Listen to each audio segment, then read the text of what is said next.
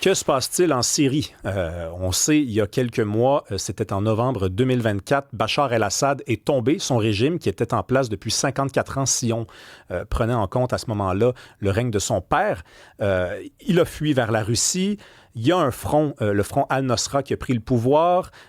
Par la suite, le président syrien a pu commencer à faire des voyages diplomatiques. Il a rencontré Emmanuel Macron. Il a serré la main d'Emmanuel Macron, un islamiste qu'on a reconnu comme étant l'homme le plus légitime pour prendre maintenant le pouvoir en Syrie. Et là, depuis quelques jours, il y a un conflit qui a éclaté entre Israël et la Syrie. Israël bombarde jusqu'à s'approcher même du palais présidentiel. On va en parler avec Benjamin Tremblay, qui est un analyste géopolitique et animateur de 7 jours sur Terre. Bonjour, Benjamin. Bonjour, Rémi. Merci de me recevoir. Je disais à Cybèle, qui est en studio il y a quelques instants, qu'on dirait qu'on c'est devenu banal, la guerre. Il y a eu le conflit entre la Russie et l'Ukraine. Ensuite est arrivé Israël-Palestine. Ça s'est réchauffé. Par la suite, Israël a bombardé le Liban. Et là, on s'est dit... Moi, à ce moment-là, j'ai eu l'impression que Israël aurait pu bombarder tous les pays de la Terre, qu'on n'était plus attentif du tout. Il y a eu l'Iran, et là, maintenant, c'est la Syrie. Qu'est-ce qui se passe là-bas? Il semble y avoir une stratégie, en fait, absolument raison, Rémi. On essaie de normaliser les bombardements des pays environnants. Pour ce qui est de la Syrie, c'est à peu près ce qu'on est en train de voir. Pour faire un résumé rapide, tu en as parlé un peu tout à l'heure, cet événement qui avait choqué plusieurs sur le palais présidentiel. Il y a eu un avertissement qui a été lancé là-dessus déjà autour du mois de décembre, alors qu'on voyait Israël qui commençait déjà des frappes en Syrie immédiatement, alors que le régime d'Assad était en train de tomber. On avait un portrait assez, assez flou, assez brouillé quant à qui prendrait le pouvoir ensuite, quelles étaient leurs intentions.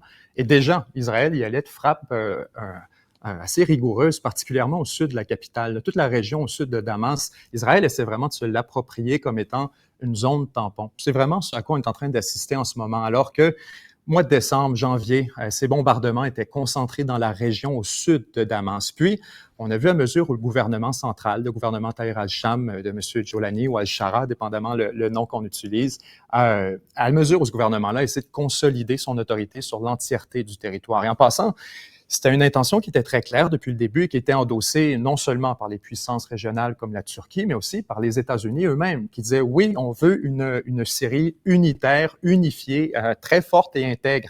Et donc, c'est un signal à Israël, foutez-leur la paix pendant le temps, au moins qu'on arrive à un état de sécurité un peu plus enviable. Israël n'a rien écouté de ça et a plutôt essayé de profiter de la vulnérabilité du gouvernement pour lui lancer un message, lui dire on veut aucune troupe syrienne ou aucun équipement militaire, en fait, au sud de la capitale, qui est quand même une zone importante de la Syrie. Là. Tout ce qu'il y a au sud de Damas, qui est directement frontière avec Israël, on n'en veut rien là. Donc, Israël a commencé à frapper vraiment des frappes symboliques, notamment sur le ministère de la Défense, celle qu'on a vue récemment, mais avant ça, ce qu'on avait vu, c'était une frappe dans le jardin du palais présidentiel. C'est de la provocation, là, à ce moment-là. C'est l'équivalent de frapper le jardin devant la Maison-Blanche. Rémi, c'est effectivement une provocation assez extrême et surtout symbolique. C'était de montrer, la prochaine fois, on peut l'envoyer 150 pieds plus loin. La prochaine fois, on peut détruire le palais présidentiel. Il n'y a pas de défense aérienne au-dessus de ta tête, manifestement. Donc, on voyait déjà l'intention israélienne là-dessus, c'était de lancer un signal et de dire aux Syriens, laissez cette zone-là entièrement inoccupée, qui dans le fond, c'était à peu près l'état des choses. Tout le long de la guerre civile, le gouvernement syrien d'Assad était plus ou moins en contrôle de la Syrie, particulièrement de cette région-là. Fait qu'Israël s'est un peu habitué à avoir aucune opposition crédible de l'autre côté, au-dessus de la Syrie. Tu vois, Rémi, tu te souviens, les bombardements sur l'Iran, très récemment. Comment les Israéliens ont été en mesure d'aller bombarder l'Iran? Il a fallu survoler l'espace aérien de la Syrie, spécifiquement celui duquel on parle en ce moment. Donc, les Israéliens s'assurent de vraiment normaliser le fait que cette zone-là, c'est une zone démilitarisée qui peut être utilisée en toute impunité par Israël.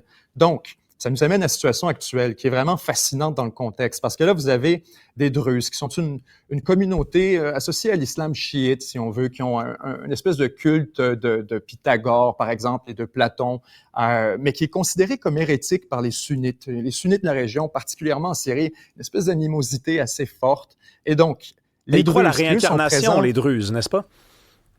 Écoute, c'est des croyances avec lesquelles je ne veux pas qualifier parce qu'on pourrait vraiment aller très longtemps sur chacune des communautés régionales là-dessus. Puis la Syrie est vraiment multiconfessionnelle. Donc, typiquement, c'est un peu le rôle d'Assad de s'assurer que toutes ces communautés-là étaient protégées. Assad, qui était lui-même un alaouite, tu as les alaouites, les sunnites, tu as les chrétiens, tu as les bédouins même un peu en Syrie, tu vois, ces druzes, les druzes sont présents sur 3 pays en fait. Un peu en Syrie, un peu en Jordanie et un peu au Liban. Un peu en Syrie additionnellement, en fait, si on veut élargir. Et ce qui s'est passé, c'est que le gouvernement syrien, en fait, on a eu des affrontements dans le sud de Damas qui impliquaient des Bédouins, des Druzes et, nous dit-on, des forces du gouvernement syrien. À mesure où, il y a eu des affrontements, quelques centaines de morts entre ces deux communautés, les Druzes syriens et les communautés bédouines, le gouvernement, en réponse à ça, s'est dit, on doit réagir. Il y a des gens qui se tuent dans le sud de la capitale, c'est juste à côté. Et on a mal interprété, on a cru qu'Israël nous donnait le feu vert à travers des négociations.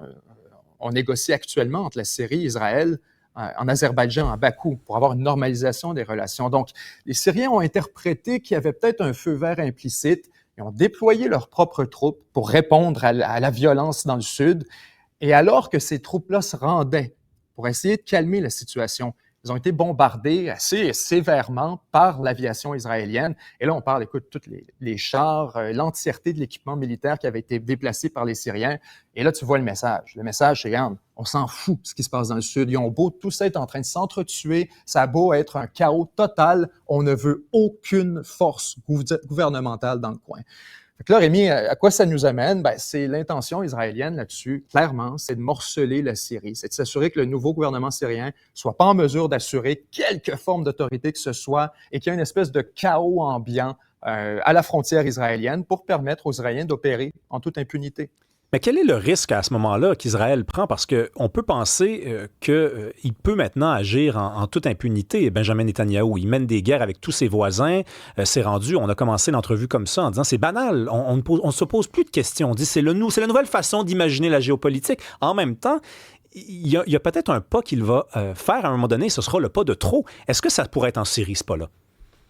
Ça pourrait absolument être en Syrie. Maintenant, là-dessus, il y a une espèce de désintérêt américain qui est difficile à évacuer de nos calculs dans l'équation parce que, tu as la Turquie d'un côté, qui est vraiment le gros financier, puis l'appui principal. On pourrait dire, en fait, que le gouvernement qu'on a actuellement en Syrie, le gouvernement Taher al-Sham, c'est une marionnette un peu de la Turquie, de la CIA, des intérêts plus occidentaux, mais spécifiquement de la Turquie, qui, elle, dit depuis le début, on veut une Syrie unitaire, on veut qu'elle soit unifiée. Israël, de son côté, demande aux Américains « Hey, on veut une zone démilitarisée au sud de la Syrie, on ne veut pas personne là-dessus, puis on veut en avoir le contrôle effectif, dans le fond. » Et des deux côtés, Trump a dit oui à la Turquie, faites ce que vous voulez, et il a dit oui à Israël, faites ce que vous voulez. Fait que les deux se regardent et se disent, mais what the... Ils ont essentiellement des instructions contradictoires. Ah oui. Et les États-Unis ont dit aux deux, vous en faites ce que vous voulez. Fait qu'il y a un désintérêt là-dessus qui fait que le seul qui peut vraiment arrêter Israël au point où on en est, normalement, ce serait les États-Unis. Ça nous amène à la Turquie. La Turquie est vraiment la seule puissance régionale qui compétitionne avec Israël maintenant dans l'espace méditerranéen. Et on pourrait considérer que c'est les seuls qui ont la volonté, en raison bien sûr d'Erdogan, qui aime beaucoup se présenter comme ce leader et ce chef du monde musulman qui défend la communauté arabe, communauté musulmane, et la capacité, à travers des moyens militaires considérables et le clout diplomatique là, de la Turquie qui est considérable. Si la Turquie, demain matin, disait « Attention, on déclare un no-fly zone, un espace de restriction aérienne au-dessus de la Syrie et on abat, peu importe les avions qui survolent l'espace aérien syrien », ça devrait nécessairement être pris au sérieux. Je ne sais pas si tu te souviens, Rémi, il y a quelques années, 2019, si je me souviens bien, les Turcs, justement, ont abattu en plein ciel un avion russe, un avion de combat qui avait survolé quelques secondes l'espace aérien de la Russie. Et on n'avait hésité aucune seconde, on l'avait abattu en plein ciel, donc je n'ai jamais excusé personne.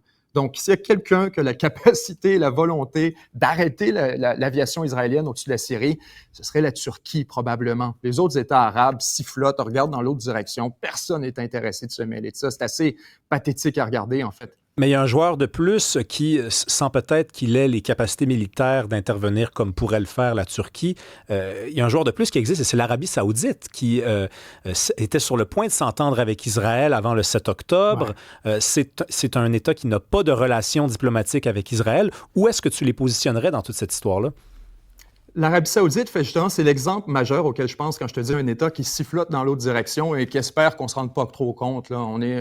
L'Arabie saoudite a vraiment une intention principale ici, qui est de protéger sa relation avec les États-Unis. Israël, c'est vraiment juste un accessoire là-dedans. Les États-Unis ont insisté très fort pour qu'on normalise avec Israël et les Saoudiens sont pas cons.